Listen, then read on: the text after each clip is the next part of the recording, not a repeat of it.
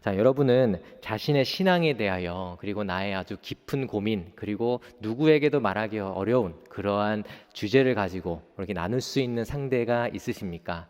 흔히 우리는 이제 교회 안에서 이렇게 이야기를 하죠. 그런 대화를 나눌 수 있는 상대를 이렇게 얘기합니다. 멘토라고 이야기하죠. 여러분들은 멘토가 있으십니까? 혹은 여러분은 또 그 멘토로서 지금 누군가를 돕고 섬기고 계십니까? 우리가 멘토와 대화를 나눈다라고 생각한다면 참 우리의 마음이 또 많이 편해집니다. 참 누구에게는 참 쉽게 말할 수 없는, 또 어떤 경우에는 가족에게도 말하기 어려운 그런 이야기들을 우리의 신앙의 선배 또 우리의 멘토에게 우리는 그 속 이야기들을 하게 되죠.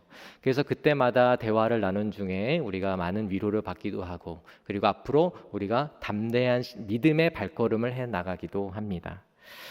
하나님께서는 그러한 신앙의 멘토를 통하여서, 그리고 그 멘토의 삶을 통하여서 우리가 더욱더 하나님 앞에 순종해 나가는 삶이 무엇인지를 깨닫게 해주시고, 또한 그 선배가 했던 것처럼 저도 또한 하길 원합니다 라는 그런 소망하는 마음을 가지게 해줍니다.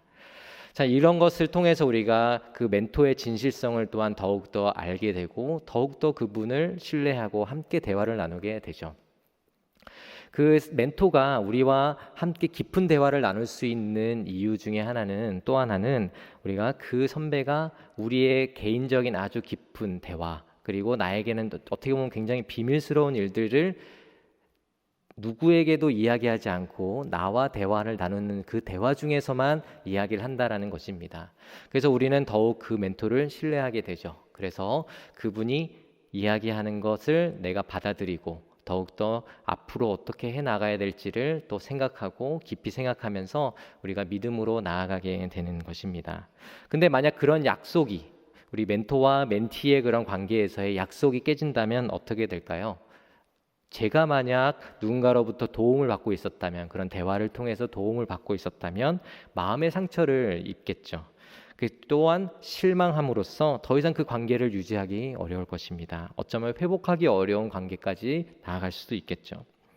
그러한 관계 안에서 정말 우리가 그런 것들을 경험해 나갔을, 적어도 한 번 정도는 그런 경험들을 해보았을 것입니다. 그리고 적어도 한 분 정도는 여러분들이 두고 있는 그런 멘토가 있을 것입니다. 참 그런 관계가 어떻게 보면 교회 안에서 이루어지고 있다라는 사실입니다. 자, 교회 안에서 교제, 우리 성도 간의 교제가 바로 멘토와 멘티의 관계, 그런 관계로서 우리가 많이 연결되어 있다라는 것입니다. 어쩌면 성도와 성도, 그리고 성도와 교육자 사이에 그러한 진실한 대화를 오고 감으로써 진정한 나눔의 교제가 무엇인지를 경험해 나가게 됩니다. 근데 우리가 함께 읽었던 본문에서는 바울의 진실성에 대한 그 논란이 고린도 교회 안에서 커져나가고 있었고, 바울은 그것에 대한 진실성에 대한 문제를 제기하고 있는 그 고린도 교회 성도들을 향해서 나의 뜻, 그리고 나의 의도, 내가 품은 뜻은 무엇이었는지, 그리고 그런 마음은 무엇이었는지를 이 본문을 통해서 이야기해 주고 있습니다. 자신이 의도했던 것과는 전혀 다른 곳으로 의혹이 더욱더 증폭되어져 가는 것을 보면서 바울은 내가 이것에 대하여 해명해야 하고, 그리고 내가 그것을 변론해야 된다라고 생각을 했었던 것 같습니다. 그래서 오늘의 본문을 이렇게 써내려갔던 것이죠. 그래서 이것은 변명이 아닌 그런 자신의 진실성에 대해서, 그리고 자신의 신실함에 대해서 이야기하고 있는데요. 그것이 무엇인지, 그리고 그것을 통해서 우리에게는 어떠한 교훈을 주시고 계신지 우리 함께 나누기를 원합니다. 자, 첫 번째는 우리 성도는 특별히 그 성도를 향하여서, 제가 아닌 상대의 그 성도를 향하여서 하나님의 은혜로 행한다라는 것을 이야기해주고 있습니다. 바울은 우리라면 좀 감히 쓸 수 없는 표현을 사용하고 있습니다. 어쩌면 엄두조차 낼 수 없는 표현을 사용하고 있는데요. 그것은 세 곳에서 우리는 좀 발견할 수가 있습니다. 그 세 구절에서 우리가 발견할 수 있는데 12절, 그리고 18절, 23절에서 우리는 그것을 발견합니다. 제가 읽어드리겠습니다. 12절 앞부분입니다. 우리가 세상에서 특별히 너희에 대하여 하나님의 거룩함과 진실함으로 행하되, 이렇게 얘기하고요. 18절에서는 이렇게 말씀합니다. 하나님은 미쁘시니라 우리가 너희에게 한 말은 예하고 아니라 함이 없노라. 23절 앞부분에서는 이렇게 말씀하죠. 내가 내 목숨을 걸고 하나님을 불러 증언하시게 하노니, 이렇게 표현하고 있습니다. 여러분은 이 세 구절을 읽으면서 어떤 느낌이 드셨습니까? 특히 23절을 보면서 어떤 느낌이 드셨습니까? 자, 우리는 절대로 할 수 없는 표현이다. 어떻게 바울은 이런 표현을 할 수가 있을까라는 생각에 우리는 놀랄 수밖에 없죠. 우리가 맹세하는 일은 있을 수 있겠습니다. 그러나 그 맹세하는 데 있어서 하나님의 이름을 거론하면서 우리는 맹세할 수 없죠. 왜냐하면 우리는 100% 죄 없는 그러한 일들을 우리는 행할 수 없기 때문입니다. 절대로 할 수가 없죠. 그래서 레위기 19장에는 이런 말씀이 있습니다. 하나님의 이름으로 거짓 맹세함으로 하나님을 욕되게 하지 마라. 하나님의 이름을 욕되게 하지 말아라 라고 말씀까지 하죠. 근데 바울은 3번씩이나 이와 유사한 표현들을 해나가면서 고린도 교회 성도들이 생각하고 있는 그 바울의 거짓됨, 그리고 바울의 경솔함, 이런 것은 절대로 근거가 없는 이야기다, 이렇게 이야기하고 있는 것입니다. 그러면 바울은 어쩌다 자신의 이런 결백을 계속해서 해명하고 변론해야만 했을까요? 어떤 상황에 처했길래 그랬던 것일까요? 바울은 고린도 후서를 좀 포함해서 우리는 4편의 편지를 바울이 고린도의 교회에 전달했다고 합니다. 고린도 전서가 쓰여지기 전에 먼저 편지 한 통이 전달이 됐고요. 그리고 나서 고린도 전서가 전해졌고, 그리고 고린도 후서와 고린도 전서와 후서 사이에 또 하나의 편지, 눈물의 편지라고도 하고 혹독한 편지라고도 하는 그 편지 한 통이 또한 고린도 교회에 전달이 됩니다. 그러고 나서 고린도 후서가 쓰여졌고 우리는 그 본문을 읽고 있었던 것이죠. 자, 이렇게 4편의 편지를 보내면서 초반에는 어떻습니까? 바울은 고린도 교회가 돌이키지 않는 모습들을 보았습니다. 고린도 전서가 쓰이기 전에도 바울은 고린도 교회를 책망했었죠. 그리고 고린도 전서를 통해서 다시 한번 그렇게 돌이키기를 원하는 마음으로 편지를 썼습니다.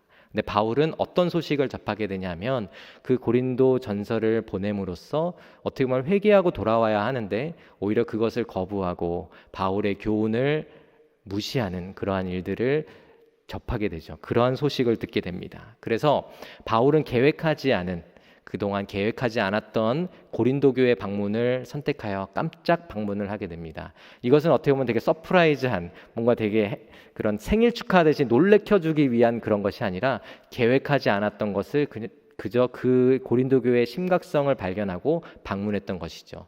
그랬을 때 바울은 어땠습니까? 고린도 교회에 굉장히 큰 충격을 안겨주게 되죠. 어떻게 보면 바울로서 사도로서 할 수 있는 일, 그리고 그 잘못이 무엇인지를 분명하게 이야기해 주었지만 근데 결과는 어땠을까요? 바울은 또한 거기에서 거부당하게 되고 바울을 어떻게 보면 수용하고 그 말에 대해, 교훈에 대해 인정하고 회개해야 함에도 불구하고 바울의 말을 거부했던 것입니다. 자, 그래서 바울은 어쩌면 눈물을 머금고 그리고 굉장히 고통스러운 그 마음을 안고선 다시 에베소로 돌아오게 되죠. 그러고 나서 고린도 후서를 쓰게 되었습니다. 자, 나중에는 그 눈물의 편지, 우리 전서와 후서 사이에 보낸 그 눈물의 편지를 통해서 고린도 교회가 회개하였다라고 하는 소식도 들리게 됩니다. 자, 그랬을 때 이제 그 고린도 교회와 그리고 바울과의 그런 관계 안에서 바울은 내가 너희들을 2번 방문하겠다라고 했던 그 약속에 대해서 변경하게 되는 상황이 생기게 되죠. 왜냐하면 바울은 어떻게 보면 이 고린도 교회에 내가 또다시 계획대로 방문한다면 고린도 교회는 어떤 일이 일어날지 모른다. 예를 들자면 바울은 사도로서 고린도 교회의 그 안 좋은 부분들, 어떻게 보면 복음을 따르지 않는 그러한 사람들을 어떻게 보면 굉장히 질책하고 때로는 그것을 치리해야 하는 그런 상황에 처해 있었기 때문에, 자, 어떻게 보면 굉장히 고린도 교회에게는 굉장히 좋지 않은, 그리고 안 좋은 것을 도려낸다라는 것에 있어서는 좋은 의미일 수 있지만 우리 함께 성도로서 교제하고 함께 기뻐했던 그런 관계 안에서의 기쁨이 약해져가고 사라져갈 수도 있는 것이죠. 그렇기 때문에 바울은 방문하려 했던 그 계획들을 변경하게 됩니다. 자, 그래서 그 전에 내가 2번 너희에게 방문하기로 했었던 것, 그것이 무엇이었는지를 우리 15절과 16절에서 이야기해 주고 있습니다. 자, 15절 16절 제가 한 절 여러분이 한 절 읽도록 하겠습니다. 내가 이 확신을 가지고 너희로 2번 은혜를 얻게 하기 위하여 먼저 너희에게 이르렀다가 너희를 지나 마게도냐로 갔다가 다시 마게도냐에서 너희에게 가서 너희의 도움으로 유대로 가기를 계획하였으니 이렇게 말씀하고 있습니다. 바울은 마게도냐 지역 그리고 고린도 교회 거기에서 연보를 받아서 예루살렘의 교회에 전달하려고 했습니다. 그래서 고린도를 방문하고 마게도냐로 올라갔다가 다시 고린도로 내려왔다가 다시 예루살렘으로 가겠다 이렇게 계획하고 이야기해 주었던 것이죠. 근데 이것을 바울은 변경하게 되었다라는 겁니다. 그것은 아까도 말씀드린 것처럼 어떻게 보면 굉장히 바울이 이때는 이렇게 얘기했을 거예요. 2번 방문할 때의 마음은 어떤 마음이었냐면 내가 이들과 함께 교제함으로 서로 그 안에 주님의 은혜가 풍성하여질 것이다 라는 그 기대하는 마음, 그리고 고린도 교회 안에서 연보를 모아 예루살렘 교회에 전달함으로써 우리 모두가 주님 안에서 하나 되어 있는 교회를 함께 경험함으로써 그 은혜를 함께 나눌 수 있기를 소망하는 마음이었을 것입니다. 그러나 고린도 교회 안에서의 그 좋지 않은 상황 속에서 이렇게 방문했을 때는 굉장히 고린도 교회에 좋지 않은 영향이 있을 수도 있겠다라는 생각을 했던 것이죠. 자, 그래서 바울은 방문하지 않았던 겁니다. 방문 계획을 바꾼 것이죠. 자, 그래서 이런 논란에 휩싸여 있는 그 바울, 그때 바울은 무엇을 이야기하고 있냐면 내가 계획할 때 방문하려고 계획한 것도 나의 진실성이었고 그리고 변경하였던 것 또한 나의 진실성이 담겨 있다. 그리고 그 외에 내가 여러분들을 대하였던 그 모든 것들이 진실한 것이었다. 내가 정말 정성을 다하였고 여러분들을 생각하였던 것입니다. 라는 것을 이야기해 주려고 했던 것입니다. 자, 12절 우리 함께 읽어보도록 하겠습니다. 시작. 우리가 세상에서 특별히 너희에 대하여 하나님의 거룩함과 진실함으로 행하되 육체의 지혜로 하지 아니하고 하나님의 은혜로 행함은 우리 양심이 증언하는 바니 이것이 우리의 자랑이라. 아멘. 고린도 교회가 눈물의 편지를 받고서 회개하였지만 일부 돌이키지 않는 사람들이 있었던 것입니다. 그래서 이들은 바울의 사도성 그리고 바울의 권위 이런 것들을 인정하지 않으려 했습니다. 그러니까 바울의 행동에 있어서 진정성이 없다라고 주장을 강하게 했던 것이죠. 이에 대해서 바울은 방문 계획을 변경한 것뿐만 아니라 정말 고린도 교회 성도들 향해서 했던 말, 나의 행동 그 모든 것들이 거룩했고 그리고 진실했다라고 말을 하고 있는 겁니다.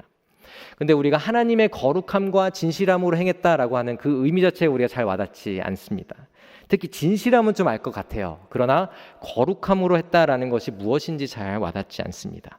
자, 그래서 우리말 성경에는 그렇게 거룩함이라고 번역을 하였지만 원어 성경에는 또 거룩함의 의미를 포함하면서도 또한 다른 의미를 또한 포함하고 있습니다. 어떤 의미가 있냐면요, 신실함 그리고 진실함의 의미도 포함하고 있는 것입니다. 직역하자면 하나님의 진실함과 진실함으로 이렇게 직역할 수도 있겠죠. 아니면 하나님의 신실함과 진실함으로 이렇게 표현할 수도 있는 것입니다.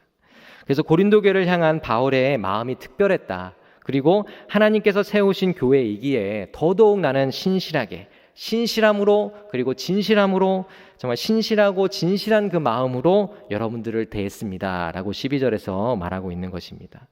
하나님의 신실함과 진실함이 무엇인지, 그렇게 행하는 것이 무엇인지 알기 위해서는 그 하나님의 진실함과 신실함의 속성이 무엇인지를 우리가 또한 생각해 보아야만 합니다. 하나님은 그렇게 세상을 창조하시면서 그리고 사람을 만드시면서 하나님이 계획하신 것은 무엇일까요? 하나님과 함께 교제하는 것, 하나님께서 누리게 하신 펼쳐주신 그 모든 복락을 누리게 하시는 것, 그것이 하나님의 진정한 계획이었습니다. 하나님은 절대로 변덕스러운 하나님이 아니시죠. 모든 것을 다하여 진실하게 그리고 사람을 생각하여 세상을 만드셨고 또한 사람이 그곳에서 함께 이 세상을 거닐면서 이 땅을 밟으면서 하나님과 함께 완전한 안식을 누리기를 원하셨던 그 복을 하나님은 계획하셨다라는 겁니다. 그만큼 하나님께서는 사람에 대해서 그리고 이 세상에 대해서는 하나님은 진실하고 하나님은 신실했다라는 것을 이야기해 주는 것과 같은 것이죠. 그것의 정말 결정체로서는 바로 예수 그리스도를 보내주신 것, 그것이 바로 하나님의 신실함과 진실함이 완전히 드러난 것입니다. 자, 이러한 하나님의 마음과 같이 바울은 그것을 너무나도 잘 알기에 자신의 결정과 행동 그리고 성도들을 향해서 베푸는 모든 것들이 정말 나의 육체의 지혜로 하지 않고 하나님의 은혜로, 하나님의 진실함과 신실함으로 행하였다라고 말하고 있는 거죠. 자, 근데 우리 12절에서 육체의 지혜로 하지 않았다라고 말을 하는데, 자, 그것은 어떻게 하는 것이기에 육체의 지혜로 하지 않았다라고 말을 하는 것일까요? 우리가 생각해 보면 이런 것입니다. 우리가 눈에 보이는 것을 위하여 하는 것이 아니었다라는 겁니다. 자신을 위하여 하지 않았다라는 것이죠. 자신에게 유익이 있는지를 보고 결정하지 않았다라는 겁니다. 그것이 바로 육체의 지혜로 하지 않은 것의 의미입니다. 나에게 도움이 되지 않는다면, 바울이 만약 육체의 지혜로 했다면 바울은 내가 당할 고난이 예상된다면 결코 고린도 교회를 찾지 않았겠죠. 그리고 가서 내가 어떻게 보면 굉장히 나를 거부하고 내가 거부당하는 것을 알고 있었다면 고린도 교회에 깜짝 방문을 하지 않았을 것입니다. 그럼에도 불구하고 바울은 그곳으로 빨리 달려가서 그 성도들과 만나기를 원했던 것이죠. 그렇기에 바울의 진실성과 신실성은 결코 그것은 부정할 수 없는 것이었다라는 것을 우리는 알 수가 있습니다. 바울은 그리스도를 통하여서 베푸신 그 하나님의 사랑과 그리고 진실함 그리고 신실함이 무엇인지를 명확하게 알고 있어서 하나님의 은혜로 행할 수 있었던 것입니다. 하나님의 은혜는 어떤 것입니까? 우리에게 거저 주어진 것이죠. 우리가 어떻게 무언가를 애써서 하나님의 은혜를 우리가 얻었던 것이 아니라 그저 하나님께서 우리에게 일방적으로 부어주신 것이 바로 하나님의 은혜인 것입니다. 그래서 자기 안에서는 할 수 있는 것이 하나도 없다라는 것을 바울은 잘 알고 있었고, 하나님의 진실함과 성실함으로 신실함으로 그 성도들을 대하는 것, 그것은 바울의 힘으로는 절대로 할 수 없는 것이었을 것입니다. 그렇기에 이것은 하나님의 은혜로밖에 할 수 없는 것이다 라고 이렇게 표현을 하는 것이죠. 저희가 부흥회 때 참 많은 은혜를 받았는데요, 우리 강사 목사님을 통해서 우리는 죄 짓는 것에는 어떻다고요? 국가대표급이다 이렇게 말씀을 하셨었죠. 그리스도처럼 내어주고 희생하는 것, 그것은 국가대표처럼 할 수가 없고 아마추어만큼도 못하는 게 우리의 본성인 것 같습니다. 나 자신만을 생각하고 나를 위해서만 사는 것, 내가 하고 싶은 것만 하면서 사는 것, 그것에 있어서는 우리가 국가대표급으로 잘하는 것이죠. 그렇게 바울은 철저히 하나님의 은혜로 하지 않으면 내가 결코 하나님의 진실함과 신실함으로 할 수 없다라고 말을 하고 있으면서 정말 내가 하나님의 은혜로 했기에 또한 이것이 자랑이 된다라고 말을 하고 있습니다. 자, 본문에서 자랑이라는 그 표현이 있는데 여러분들은 어떤 의미를 먼저 떠올리십니까? 자랑, 그러면 부정적인 것부터 떠올리십니까? 아니면 긍정적인 것부터 떠올리십니까? 아무래도 부정적인 것을 먼저 생각하게 되겠죠. 우리가 생각하는 그 부정적인 것은 굉장히 교만한 것, 나를 높이기 위한 것, 그런 의미로서의 자랑입니다. 그러나 바울은 여기서 자랑을 그렇게 사용하지 않았습니다. 자, 바울이 표현하는데 사용한 자랑은 영광, 칭찬, 기쁨의 그 의미를 담고 있다라는 것이죠. 바울 자신이 누군가에게 막 뽐내어서 나를 막 칭찬해주고 나를 정말 최고의 사도다라고 막 얘기해주면 그때 막 우쭐해지고 내가 뭔가 높아진 것 같은 그런 기분을 느끼기 위해서 성도들에게 그렇게 행한 것이 아닙니다. 오로지 그 자랑은 칭찬과 영광과 기쁨을 위하여 한 것이다 라고 하는 건데, 그 영광과 칭찬은 사람으로부터 받는 게 아니라 누구로부터 받는 것일까요? 예수 그리스도로부터 받게 되는, 지금 당장 보이지 않지만 장차 예수의 날에 얻게 될 영광과 칭찬과 그 기쁨, 그것을 위해 나는 여러분들을 섬겼습니다 라고 말을 하고 있는 겁니다. 바울은 고린도 교회 성도들로부터 칭찬을 받기 위해서 그렇게 하지 않았다는 겁니다. 지금은 그런 위로가 없어도 상관없습니다. 보이는 것이 없어도 상관없습니다. 돌아오는 보상이 없어도 상관없습니다. 바울은 진실하게 그럼에도 불구하고 성도들을 섬겼습니다. 하나님의 은혜가 있고 또한 그리스도 앞에서 장차 얻게 될 그 영광이 있다라는 것, 그것을 소명하고 있기에 내가 여러분들을 섬기고 했던 것들, 그것은 나의 힘으로 하지 않고 오직 하나님의 은혜로만 감당할 수 있는 것이었습니다 라고 고백하고 있는 것이죠. 자, 우리는 교회 생활을 좀 하다 보면 좀 실망할 일들을 우리는 경험하게 됩니다. 뭐 자주 할 수도 있고 가끔씩 할 수도 있겠지만 실망할 일들을 우리는 또 종종 경험하게 되죠. 관계라는 것이 없으면 사실 이루어질 수 없는 것이 바로 교회입니다. 부흥회 때에도 이런 말씀을 하신 적이 있는데요. 적당히 이렇게 거리를 두면서 목사님이 대화했더니 그 성도님이 바로 알아차리더라 이렇게 말씀합니다. 진실하게 대하지 않으면 우리가 금방 서운해지죠. 저도 그렇고 여러분도 그렇고 그곳에서 정말 예외적인 사람은 없을 것입니다. 근데 왜 이렇게 서운해지고 실망하게 되는 걸까요? 사람들이 칭찬해 주는 걸로 나의 존재감이 나타나는 것 같고 칭찬이 없으면 나의 존재감이 사라지는 것 같고 참 그런 데서부터 우리는 느끼는 어떻게 보면 서운함, 실망감 이런 것들이 있는 것입니다.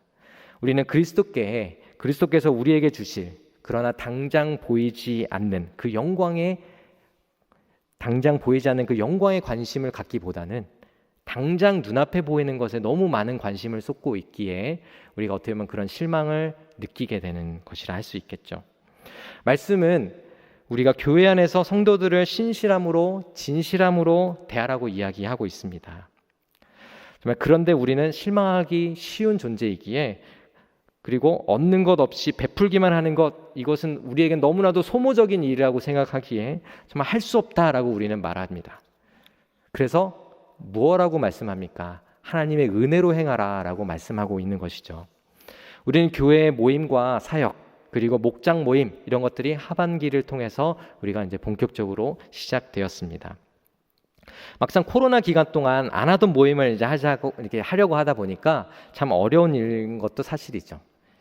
그리고 코로나로부터 또 나 자신을 보호해야만 했기에 물론 다른 사람에게 감염되지 않도록 내가 스스로 격리하고 조심해야 되는 이유도 있었지만 어떻게 보면 우리의 관심은 우리의 또한 건강에 있었기 때문에 그리고 교회 안에서의 모임이 없었기 때문에 모든 관심이 어디로 향할까요? 성도를 향하기보다는 우리 자신으로 많이 향하고 있었습니다. 우리를 향하고 있었던 그런 관심과 그 에너지를 이제는 어디로 향해야만 할까요? 성도들을 향해야 하고 교회를 향해야 되고 우리 옆에 있는 지체들, 사랑하는 지체들을 향해야 합니다. 근데 막상 안 하던 것을 이제 또 하려고 하니까 우리에게는 에너지가 그만큼 막 이렇게 쏟을 수가 없는 상황이 되는 것이죠. 그래서 바울은 12절, 우리가 함께 아까도 읽었었던 말씀인데요. 12절 말씀을 우리에게 주고 있는 것입니다. 12절 우리 함께 읽도록 하겠습니다. 시작. 우리가 세상에서 특별히 너희에 대하여 하나님의 거룩함과 진실함으로 행하되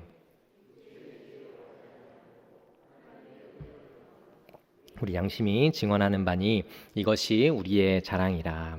아멘. 서로를 하나님의 신실함과 진실함으로 섬기는 그 성도님들 정말 우리 여기에 모이는 성일교회 우리 성도님들 한 분 한 분 되시기를 원합니다. 더욱더 순종하기 힘들다 하는 그런 생각이 들 때마다 모든 것을 하나님의 은혜로 하자. 정말 그것이 정말 어떻게 보면 나의 힘으로 하려고 하니까 너무나도 힘든데 주님 정말 바울도 이러한 마음으로 정말 어떻게 보면 어렵다 느낄 수 있지만 그 모든 것이 하나님의 은혜로 이루어질 줄 믿습니다. 비록 나에게는 쏟을 수 있는 그 조금밖에 없다고 여길진 모르지만 정말 그것마저도 내가 주님을 위하여 내가 사랑하는 성도를 위하여 정말 신실함과 진실함으로 그리고 하나님의 은혜를 힘입어서 나아가기를 원합니다. 주님 나를 도와주옵소서. 그렇게 소망하고 기도하는 마음으로 정말 우리 이 자리 안에서 우리 교회 안에서 모든 모임과 우리 성도님들을 섬기는데 또 함께 하시는 우리 성도님들 한 분 한 분 되시기를 주님의 이름으로 축복합니다. 자, 두 번째로는 이겁니다. 성도는 하나님께서 그리스도 안에서 신실하게 이루신 그 약속을 믿고 행하며 나아간다라는 것이에요. 15절 16절 이런 말씀이 있습니다. 제가 다시 한번 읽어드리겠습니다. 내가 이 확신을 가지고 너희로 두 번 은혜를 얻게 하기 위하여 먼저 너희에게 이르렀다가 너희를 지나 마게도냐로 갔다가 다시 마게도냐에서 너희에게 가서 너희의 도움으로 유대로 가기를 계획하였으니 바울은 고린도 교회 성도들과 교제하기를 원했습니다. 그리고 예수의 날에 바울이 성도들을 그리고 성도들이 바울을 완전히 알게 되기를 소망하면서 고린도 교회를 방문하려고 했었던 것이죠. 자, 그때 이런 마음이었을 것입니다. 우리가 좀 이렇게 생각해 보면 좋을 것 같아요. 어떻게 보면 우리 친척들 또 우리 가까운 친지들을 우리 명절에 만나게 되는데 물론 그 친지들을 만날 때 반가운 것들도 분명히 있을 것입니다. 그런데 또한 대화를 나눔에 있어서는 친지들과 나누는 이야기들보다 성도들과 이야기하는 것들이 훨씬 많다라는 걸 좀 느끼게 될 거예요. 왜냐하면 우리가 매주 만나고 있고 매주 대화하고 있고 매주 나의 일상을 이야기하고 있기 때문입니다. 그리고 신앙을 이야기하고 있기에 어떻게 보면 굉장히 친지들보다 우리 성도님들, 우리 함께 교제하는 분들이 더 가깝다라고 느낄 때가 많죠. 자, 이런 것처럼 바울은 성도들과 함께 교제함으로써 서로가 서로를 더욱더 알아가게 되기를, 이젠 더 나아가서 예수의 날에는 완전히 우리가 서로를 알게 되기를 그런 소망하는 마음으로 이들과 교제하기를 원했습니다. 그러나 바울이 교회에 방문했을 때 어떻습니까? 내가 이들을 방문하였을 때 권징과 치리를 하게 될 거다라는 것을 예상하고 있었기 때문에 바울은 고린도 교회에 방문하는 그 계획을 변경해야만 했던 것이죠. 이것 때문에 고린도 교회 안에서 바울을 배척하는 사람들에 의해서 막 어수선해지고 바울의 그런 사도적 권위에 있어서 공격을 받았던 것은 사실입니다. 자, 그럼에도 불구하고 바울은 이러한 부담을 가지고는 있지만 그럼에도 불구하고 이렇게 해명하고 있는 겁니다. 하나님의 거룩함과 진실함으로 행했다 이렇게 말하면서 좀 더 명확한 근거를 제시하고 내가 이렇게 했고 이것은 너무나도 정당한 것이고 하나님 앞에 말씀대로 나는 행한 것이다 라는 그 근거를 제시합니다. 그것이 17절에서 19절에 세 구절에 걸쳐서 하는 말씀인데요. 저희가 한 절 한 절 우리 번갈아 가면서 읽어보도록 하겠습니다. 제가 먼저 읽겠습니다. 이렇게 계획할 때에 어찌 경솔히 하였으리요? 혹 계획하기를 육체를 따라 계획하여 예 하면서 아니라 하는 일이 내게 있겠느냐? 하나님은 미쁘시니라. 우리가 너희에게 한 말은 예하고 아니라 함이 없노라. 우리 곧 나와 실로아노와 디모데로 말미암아 너희 가운데 전파된 하나님의 아들 예수 그리스도는 예하고 아니라 함이 되지 아니하셨으니 그에게는 예만 되었느니라. 아멘. 17절에 자신의 계획은 결코 경솔한 판단에 의한 것이 아닙니다 라고 말을 해주고 있죠. 자, 12절에서 말하는 육체의 지혜대로 한 것이 아닙니다 라고 말을 하고 있는 겁니다. 겉으로는 교회를 방문할게요, 다음에 방문할게요 라고 말해놓고 속으로는 고린도 교회가 너무나도 부담스러워, 내가 그냥 인사치레로 말한 것뿐이야 이렇게 속으로 생각하고 말했던 것이 아니라는 것이죠. 자, 근데 우리가 좀 여기서 좀 이상한 대목이 있습니다. 자, 17절과 18, 19절 그 내용이 서로 연결된다라고 생각이 드십니까? 바울은 방문할 계획이 있었던 것도 분명하고 또한 방문 계획을 변경한 것도 또한 자신의 진실성을 담아서 결정한 것도 사실입니다. 자, 그런데 그것에 대한 근거를 무엇으로 이야기하고 있냐면 하나님의 신실한 약속을 근거로 이야기하고 있고 신실한 약속의 성취이신 예수 그리스도를 언급하면서 내가 이렇게 변경한 것, 방문하기로 계획한 것과 방문하지 않기로 그 계획한 그 모든 것이 다 이것에 근거한 것이다. 하나님의 약속과 예수 그리스도에 근거한 것이다 라고 말을 하고 있습니다. 저는 처음에 여기에는 좀 의문을 좀 가지게 됐었는데요. 바울은 인간에게 계획은 바꿀 수 있지 라고 생각을 했었습니다. 근데 이것은 하나님의 계획, 하나님의 약속과 그리스도를 근거로 이렇게 제시하고 있는 것, 좀 그것은 저는 말이 되지 않는다라고 생각을 했습니다. 그런데 그것에 대해 좀 묵상을 하던 중에 참 이런 마음이 좀 들게 됐습니다. 바울에게는 하나님이 주신 교회를 온전하게 하실 것에 대한 확신이 있었다라는 것이죠. 그렇게 방문하기를 계획한 것, 2번 은혜를 얻게 하기 위하여 2번 방문할 계획을 했던 것, 그리고 더욱더 그 교회가 온전해지기를 소망하는 마음으로 했었던 그 계획 변경, 그 모든 것이 다 하나님의 신실하심에 따른 것이었다라고 말하는 것에 있어서 좀 저는 이제 동의하게 되었습니다. 어떻게 보면 교회를 바로잡기 위해서 방문하면 복음대로 살아가지 않는 자를 치리하게 되겠죠. 교회는 다시 복음으로 돌아오긴 할 것입니다. 하지만 우리 함께 여기 옆에 있는 지체들과 함께 지내고 함께 교제하고 사랑을 나누었던 그런 관계가 어떻게 보면 어떻게 될까요? 옆에 있는 지체가 이러한 일로 치리를 받는다면 어떻게 보면 우리의 마음은 좀 상하게 되겠죠. 이런 것들을 생각했을 때 내가 방문하지 않고 내가 여기서 기다림으로써 하나님은 또한 이 교회를 온전하게 만들어 주시고 예수 그리스도를 통하여 온전하게 해주실 것을 믿는다라는 그 확신을 가지고 계획을 변경하였다라는 것에 있어서 그 바울이 제시하는 그 근거로서의 이 두 가지, 하나님의 신실한 약속 그리고 약속의 성취이신 예수 그리스도를 근거로 제시했다라는 것에 있어서 저는 동의하게 되었습니다. 구약에서 하나님께서 기쁘신 뜻을 가지고 사람을 만드셨죠. 아까도 말씀드린 것처럼요. 완전한 안식을 누리게 하시기 위해서 에덴 동산을 주셨죠. 그러나 사람이 스스로 그 죄를 선택함으로써 그 하나님이 계획하셨고 하나님이 정말 그 사람과 함께 나눌 그 안식을 계획하시고 정말 함께 할 것을 마음을 품고 계셨는데 사람이 모든 것들을 다 틀어버렸습니다. 그때 하나님은 어떻게 하셨나요? 그 심판함으로써 이제 더 이상 회생 불가능한 상태로 만드셨나요? 하나님은 그 즉시 아담과 하와에게 구원의 은혜를 베풀어 주십니다. 그리고 장차 누가 오십니까? 메시아가 올 것을 말씀해 주시죠. 우리는 이것을 원시복음이라고 합니다.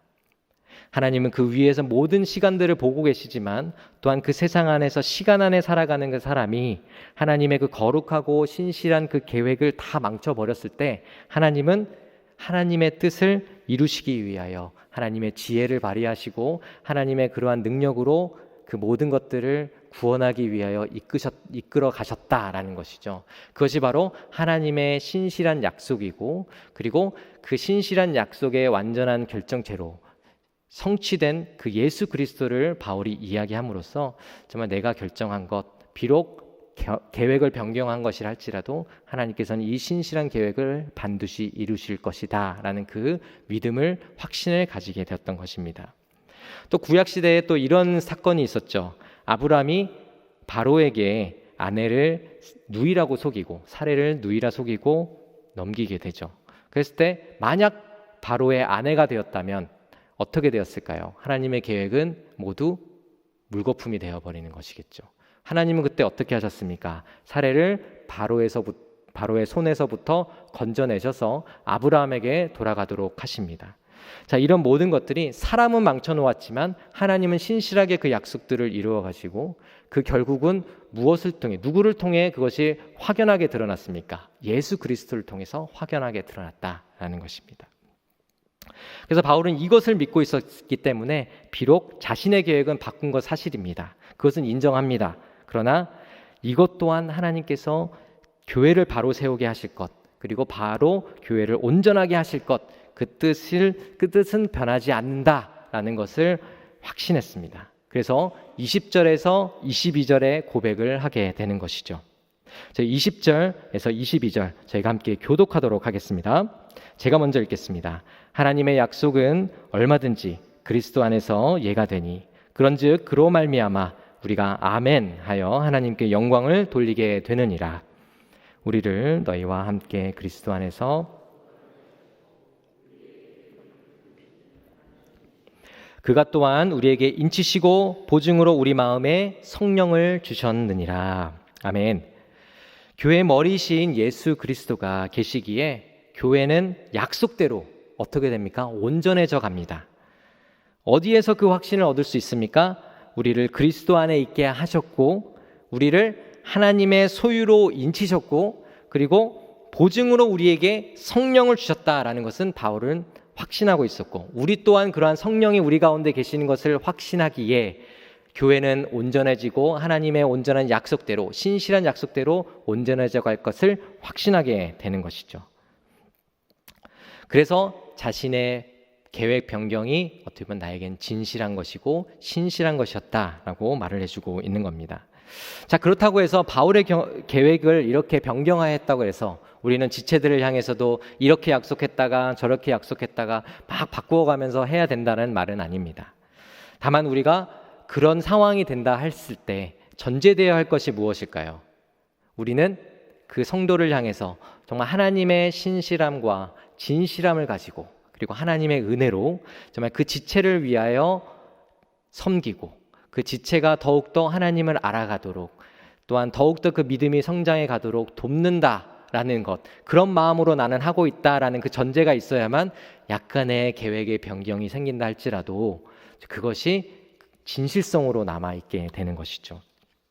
자, 그래서 우리 지체들이 또한 우리가 섬기는 지체들이 정말 또 때로는 어려움을 당한다 하고 또 믿음에 있어서 막 흔들리는 일들이 생긴다 할지라도 우리가 그 지체가 다시 일어나도록 정말 마음을 다해서 섬기고 또한 더 좋은 것이 무엇일까를 고민하면서 그 지체를 위하여 섬기는 것, 그것이 바로 오늘의 말씀을 통해서 우리에게 교훈을 주시는 그 내용이라 할 수 있습니다. 자, 저는 가끔씩 현재의 저와 그리고 과거의 그 두 모습을 제가 좀 가끔씩 생각할 때가 있습니다. 뭐 그것을 이렇게 갑자기 드는 생각이기 때문에 뭐 이렇게 아내에게 이야기하거나 사실 그러진 않았는데요. 그 과거를 생각하면 언제가 생각이 나냐면 대학생이었을 때, 20대 초반이었을 때가 생각이 납니다. 그때가 생각하면 너무나도 부끄럽고 또 너무나도 참 어떻게 표현을 해야 될지 모르겠는데 정말 나의 그때의 모습이 너무나도 참 감추고 싶은 그런 기분이 들 때가 있습니다. 리더에게 미안한 마음, 그때 저를 도와주고 섬겨주었던 소그룹 리더의 그러한 소그룹 리더에 대해서 참 미안한 마음이 참 들 때가 있습니다. 그렇다고 해서 뭐 그때 신앙생활에 있어서 뭐 교회 출석을 안 한다거나 나는 교회 안 다닌다고 하거나 뭐 그런 건 아니었어요. 대학부에서의 활동, 예배, 그 참 모든 것들은 다 열심히 하긴 했습니다. 그러나 그 와중에도 저에게 미성숙함이 있다라는 것을 깨닫게 되는 그런 사건들을 통해서 이런 것들을 이렇게 드러나게 되잖아요. 나의 미성숙함이 나도 모르게 드러나는데 참 그것을 지켜보고 있는 그 리더에게 참 그때 나를 돌이켜보면 너무나 미성숙했던 그 모습이 너무나 부끄럽다라는 생각이 들기도 합니다. 그때 그래도 리더에게 지금은 참 뭐 연락을 하면서 주고받는 관계는 아니지만 그 리더를 다시 만난다면 참 만나도 다시 부끄러울 것 같아요. 그때 나의 이런 부족한 모습들이 보였기 때문에. 참 그 리더에게 참 감사했던 것은 무엇이었냐면 나에게 정말 문제가 되는 것들을 다 꼬집으면서 이러면 안 돼, 저러면 안 돼 이렇게 얘기해 주지 않고 그것을 그냥 그저 지켜봐 주었다라는 것입니다. 근데 시간이 흐르면서 나의 그런 부족함을 보게 되고 그것이 이제는 나에게 주님 안에서 온전해져야 하는구나를 깨닫게 되면서 참 나의 그런 부끄러웠던 그 미성숙함의 모습들이 변화되었던 것 같습니다. 자, 이런 것을 보았을 때 참 바울의 마음이 또한 이러하지 않았을까라는 생각이 듭니다. 그런 계획을 변경하면서 그 고린도 교회 성도들의 비난을 받고는 있지만 그럼에도 불구하고 내가 이렇게 선택한 것은 고린도 교회를 위하여 선택하였다라는 그 마음이었던 것이죠. 자, 그 마음이 그런 뜻이 어디에 담겨 있냐면 23절, 24절에 담겨 있습니다. 자, 이 말씀을 우리 함께 두 구절을 읽도록 하겠습니다. 시작. 내가 내 목숨을 걸고 하나님을 불러 증언하시게 하노니 내가 다시 고린도에 가지 아니한 것은 너희를 아끼려 함이라. 우리가 너희 믿음을 주관하려는 것이 아니요 오직 너희 기쁨을 돕는 자가 되려 함이니 이는 너희가 믿음에 섰음이라. 아멘.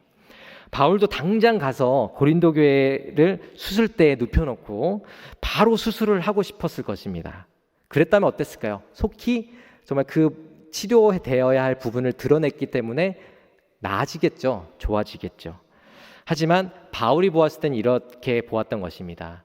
당장 수술해서 어떤 작은 것을 하나 막 떼어내려고 하기보다는 정말 그 안에서 고린도 교회가 마치 사람이 운동하고 좋은 것을 먹고 그렇게 해서 관리해서 건강을 회복하듯이 고린도 교회 안에서 성도들이 함께 그 안에서 회개하고 격려하고 권면하고 이렇게 하면서 온전히 세워져 가는 그것을 바라고 정말 자신의 계획을 변경하였다라는 것을 여기서 이야기하는 것이죠. 그래서 내가 너희의 믿음을 주관하려는 게 아니라 너희 기쁨을 돕는 자가 되고자 하였다라고 이야기하는 것입니다.